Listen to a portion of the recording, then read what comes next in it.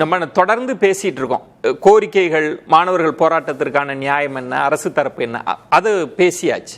இப்ப எப்படி இருக்கு கிரவுண்ட்ன்றது எப்படி இருக்கு? இப்ப எதிர்கட்சிகள் சொல்றாங்க ஆமா பாஜகவுக்கு எதிரான ஒரு மொமெண்டம் இருக்கு அப்படின்னு. ஆனா நாராயணன் அவர்கள் சொல்றது எதிர்கட்சிகள் அதை விரும்புறாங்க, அப்படிலாம் இளைஞர்கள் இல்லைன்றது அவர் உங்க அசஸ்மெண்ட் என்ன? இல்லை, அதாவது அடிப்படையில் ஒரு விஷயம், அதாவது பல்வேறு மாநிலங்களில் இந்த கொஸ்டின் பேப்பர்லாம் லீக் ஆகிருக்கலாம், நேஷனல் லெவலில் கூட லீக் ஆகிருக்கலாம். ஆனால் இது என்னென்னா, இது வந்து ஒரு உச்சக்கட்டத்துக்கு போயிடுது. மாணவர்கள் இனிமேலும் பொறுக்க முடியாதுன்ற இடத்துல தான் போராட்டத்துக்கு வராங்க. ஒரு 3 தடவை நீட் எக்ஸாம்ஸில் கொஸ்டின் பேப்பர் லீக் ஆகிடுது. ஸோ முதல் 2 தடவை நீங்கள் என்ன பண்ணீங்கன்றதெல்லாம் ஒரு கேள்வி இருக்குது. ஸோ அதனால் வந்து 3ஆவது தடவை வரும்பொழுது தன்னெழுச்சியான ஒரு போராட்டம் வருது. அந்த கிட்டத்தட்ட 1 மாத காலம் அது நடக்கும்பொழுது அந்த பேரணிக்கு போகிறதுக்கு முன்னாடி வரையுமே இந்த கவர்மெண்ட் வந்து அதை கண்டுக்கல. ஆக்சுவலாக கவர்மெண்ட் வந்து ஒரு ஜனநாயகபூர்வமான ஒரு போராட்டம், நம்ம ஒரு பேச்சுவார்த்தை நடத்தணும், அந்த மாதிரி விஷயங்கள் எதுவுமே எடுக்கல. இந்த பேரணி போயிட்டு அந்த பேரணியில் வன்முறையெல்லாம் வெடித்த பிறகு தான் இந்த மாதிரி விஷயங்கள்லாம் வருது. வாங்சுக் உண்ணாவிரத்தை கூட கண்டுக்கல. ஆக்சுவலாக சரி, ஜன்பத்தில் நிறைய பேர் போராட்டம் நடத்துகிறாங்க, இதுவும் அந்த மாதிரி ஒரு போராட்டமாக இருக்கும்னு கடந்து போக தான் ட்ரை பண்ணாங்க. ஆக்சுவலாக முதல்ல இது சீரியஸாக அவங்க எடுத்துக்கல பிஜேபி. ஆனால் இது அந்த பேரணி அன்றைக்கி ஒரு தன்னெழுச்சியாக ஒரு பெரிய கூட்டம் திரண்ட உடனே நாடு முழுக்க இதற்கு வந்து ஆதரவு தெரிவித்து அங்கங்கே பல மாணவர்கள் நடத்தின போது அதோட வீரியத்தை வந்து பாஜக புரிஞ்சுட்டாங்க. ஆக்சுவலாக அதனால தான் வந்து 1 மாதம் கழித்து அவங்க தர்மேந்திர பிரதான் ரொம்ப அவசியமானவர், பல சீர்திருத்தங்கள்லாம் கொண்டாந்தார், அது இதுன்னு அவரை பற்றி புகழ்ந்து சொல்கிறாங்க. அப்போ அப்படிப்பட்டவரே நீங்கள் வந்து ராஜினாமா பண்ண சொல்ல வேண்டிய கட்டாயம் ஏன் வந்ததுன்னா, இதுக்கு பின்னாடி இருக்கிற பொலிட்டிக்கல் ஹீட், ஆக்சுவலாக அந்த அரசியல் உஷ்ணம், அது அவங்க புரிஞ்சுருக்காங்க. அதை அவங்க புரிஞ்சுருக்காங்க. இது வந்து மோடி அரசாங்கத்துக்கு எதிரான்றதை விட இந்த சிஸ்டத்தில் நடக்கிற பிரச்சனைகள், கோளாறு, இந்த கொஸ்டின் பேப்பர் லீக், அது இப்போ மோடி தலைமையில் இருக்கும்போது இயல்பாகவே அவரை நோக்கி தான் அது போகும். தலைமை யார் இருக்காரோ அவரை நோக்கி தானே போகும்.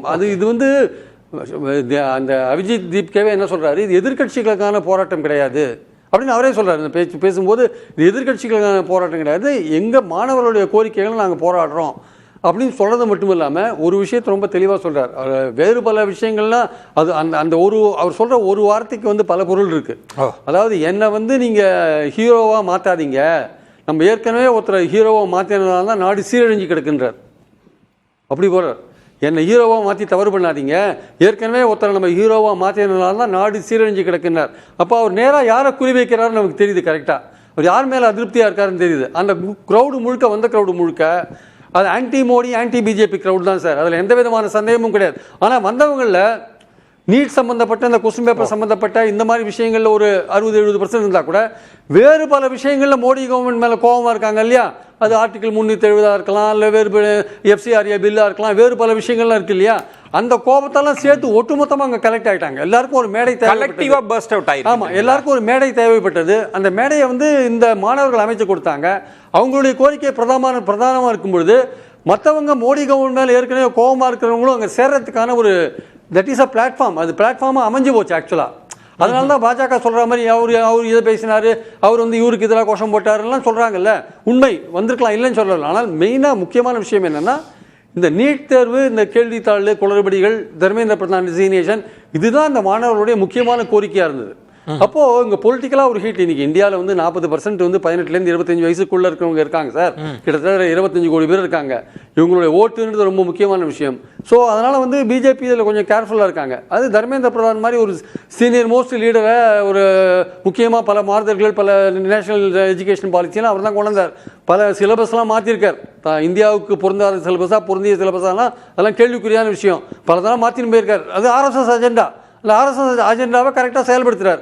அவரையே நீங்கள் பலி கொடுக்க வேண்டிய கட்டாயத்தை நீங்கள் தள்ளப்பட்டீங்கன்னா அப்போ இதோடைய பொலிட்டிக்கல் ஃபால் அவுட் இருக்குல்ல, அதை நீங்கள் புரிஞ்சுட்டுருக்கீங்க. கரெக்டாக 29 நோக்கி போகும்போது என்ன நடக்கும், இந்த அதிருப்தியை நம்ம அப்படியே கேரி பண்ணக்கூடாது 29 வரையும் அப்படின்றது தெளிவாக இருக்காங்க. இதில் பிரியன், இதில் இப்போ திரு மோடி அவர்களோட ஜேர்னி பார்க்குறப்ப வேலையின்மை, கொரோனா காலத்தில் அப்படி ஒரு பேசப்பட்டுச்சு. வேலையின்மை அப்படின்றது பிரதானமாக அவங்கெல்லாம் ஒன்று. இப்போ அக்னிவீர் விஷயம் வந்ததாக இருக்கலாம். இப்படி நிறைய விஷயங்கள் வரப்ப எலக்டோரலாக அதை தாண்டி தானே பாஜக வெற்றி பெற்றுட்டு வந்தாங்க. இந்த விஷயத்தை அவங்களால ஹேண்டில் பண்ண முடியாது. இல்லை, நான் சொல்றேன், பாஜக இன்னைக்கு உலகத்திலேயே பெரிய கட்சி சார். இன்னைக்கு உலகத்தில் பெரிய கட்சி இல்லை, நிறைய அதிகமான உறுப்பினர்களை கொண்ட கட்சி. உலகத்தில் இருக்க எல்லா கட்சியோடையும் பாஜக அதிகமான ஃபண்ட்ஸ் இருக்கிற கட்சி. அதோட பின்னாடி இருக்கிற RSSக்கு 100 ஆர்கனைசேஷன் பின்னாடி இருக்கு. 5 பேரில் 2 பேர் RSS இருப்பாங்க சார். மனதளவில் RSS இருப்பாங்க. சொல்ல முடியாது உங்களுக்கு. அவங்க அந்த மாதிரி பிரச்சார பலம் சார் அவங்களுக்கு. சார் இன்னைக்கு நேத்திக்கு இல்லை சார், 100 வருஷமா கட்டமைக்கிறாங்க சார். ஆனா நீங்க சொல்றது வந்து அதை வந்து அண்டர் எஸ்டிமேட் பண்ணவே முடியாது. ஆனா நீங்க சொல்வது வந்து ஹீட் உருவாகி இருக்குன்றது. ஹீட் உருவாகி இருக்கு, இது வந்து ஹீட் உருவாகி இருக்கு, இளைஞர்கள் மத்தியில் உருவாகி இருக்கு. சூழ்நிலையிலும் அவங்க தேசிய அளவுல ஒரு மைனாரிட்டி அரசு தான். இன்னமும் நீங்க வந்து அவங்க ஹீட் உருவாகி இருக்கு, அதனுடைய ஸ்ட்ரென்த்தை வந்து நீங்க குறைச்சே மதிப்பிட முடியாது. ஆனால் அவர்களையே மிரள வைக்கிற அளவுக்கு இந்த போராட்டம் அமைஞ்சு போச்சு. ஆக்சுவலா இது வந்து அவங்க வந்து வேளாண் சட்டத்தை பார்த்தாங்க, அந்த போராட்டத்தை பார்த்தாங்க, அதுவே 1.5 வருஷம் கழிச்சு தான் வந்து வாபஸ் வாங்கினாங்க. சிஏஏ போராட்டத்தை வந்து ஈஸியாக அவங்களால அடக்க முடிஞ்சது. காரணம் அது கம்யூனலாக அதை வந்து பிரதிபலிச்சாங்க, கம்யூனலாக கொண்டு போயிட்டாங்க, ஈஸியாக பண்ண முடிஞ்சது. ஸோ பல விஷயங்கள் இதுக்கு முன்னாடி இவர் அக்பர் கூட ரிசைன் பண்ணார், ஒரு அமைச்சர் ரிசைன் பண்ணார். அதெல்லாம் வந்து பெரிய விஷயமா படலை. பல சட்டங்கள் கூட அவங்க வாபஸ் வாங்கியிருக்காங்க. ஆனால் இது வந்து அவங்களுக்கு வந்து முக்கியமான விஷயம் என்னன்னா, 29 நோக்கி போகும்போது ஏற்கனவே 3 தடவை நீங்க ஆட்சியில வந்துட்டீங்க, கடைசி தடவை நீங்க 240 இடங்கள்லாம் வாங்கினீங்க. ஸோ அடுத்து 4வது தடவை போகும்போது இன்னும் வந்து ஃப்ரஸ்ட்ரேஷன் அதிகமாகிறதுக்கான வாய்ப்புகள் இருக்கு.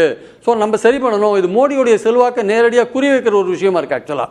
அதனால வந்து அதை மோடி கரெக்டாக புரிஞ்சுட்டு இருக்காரு. அதனால அது யாரா இருந்தாலும் பரவாயில்ல, தூக்கி போடுங்க. இதுக்கு பின்னாடி பாகிஸ்தான் இருந்தாலும் பரவாயில்ல, சைனா இருந்தாலும் பரவாயில்ல, தர்மேந்திர பிரதான பலி கொடுத்தாதான் பொலிட்டிக்கலாக நம்ம நிற்க முடியும்னு முடிவு பண்ணிட்டாங்க சார். அதை பண்ணிட்டாங்க, அவ்வளவுதான்.